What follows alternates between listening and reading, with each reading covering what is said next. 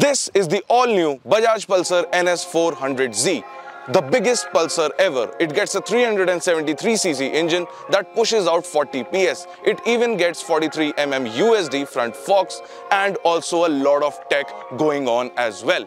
And it does all that for a price tag of just rupees 1.85 lakh ex-showroom. You might not realize it right away, but that sounds a lot like what happened almost 10 years ago when the KTM Duke 390 came first onto the scene. It got arguably the same 373cc engine, almost identical power figures and a price tag of rupees 1.8 lakh. And what a roaring success that motorcycle has been.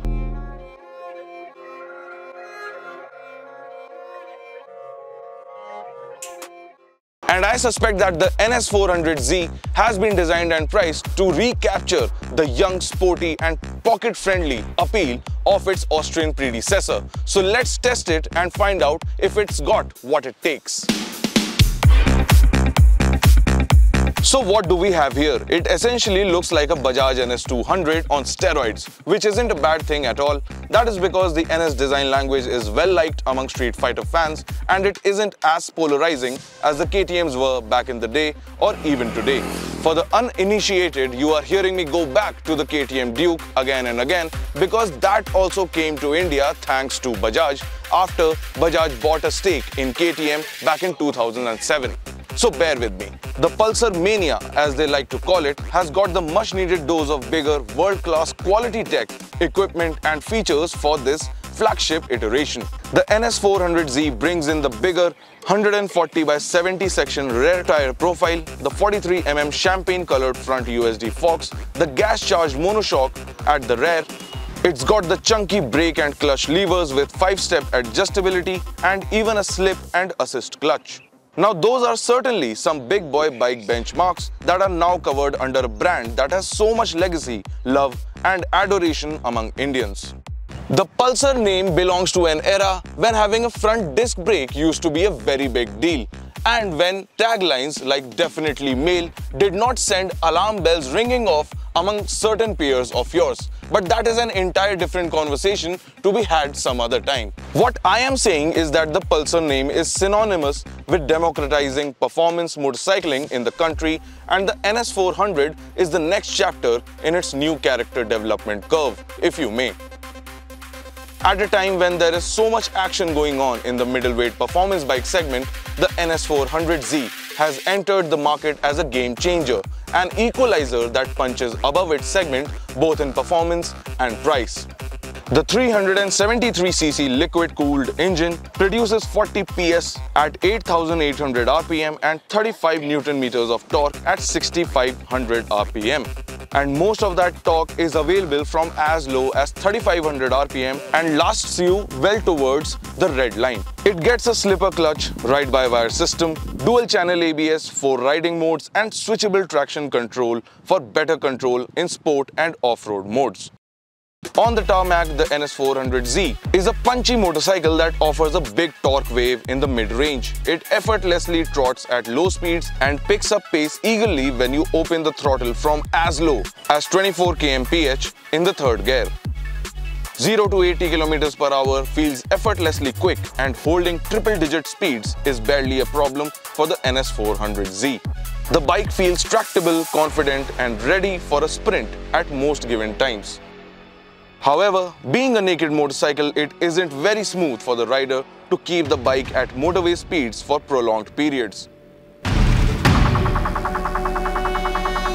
There are also a few buzzes here and there on the handlebars and the foot pegs, but nothing too glaring and off-putting. On the other hand, the rider has a fairly upright riding position thanks to the Street Fighter handlebar, the 807mm of seat height and the slightly backset foot pegs, offering a balance between a sporty and street-friendly riding position. This works well for day-to-day riding as the motorcycle feels agile and flickable despite having a curb weight of 174 kgs.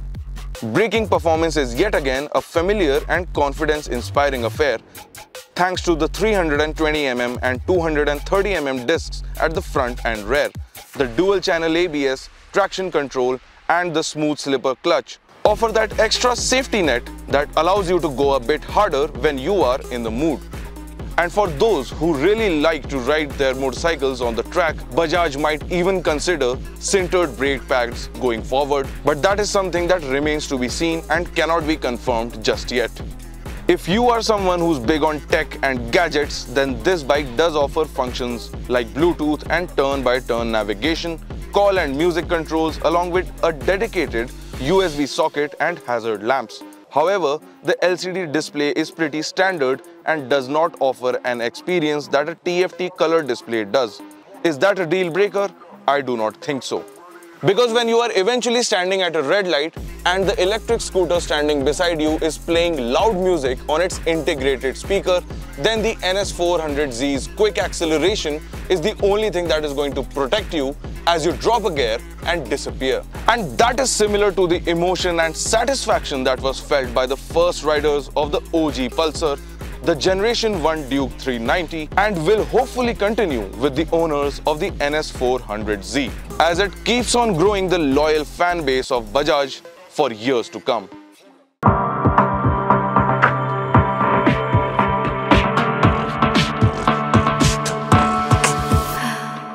So if you are in 2024 looking for a motorcycle that can make you feel distinctive, fast, and maybe like a much better rider than you actually are, then the Pulsar NS400 Z is a no-brainer and you should go and test ride one as soon as possible. But if you are looking for a more prestigious brand name in the 400cc segment, then of course you have several other options.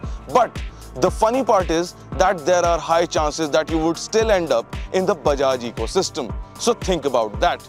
Let us know what you thought about the NS400Z in the comment section below. Like always, do not forget to press on that bell icon for instant notifications on all our uploads, including automotive.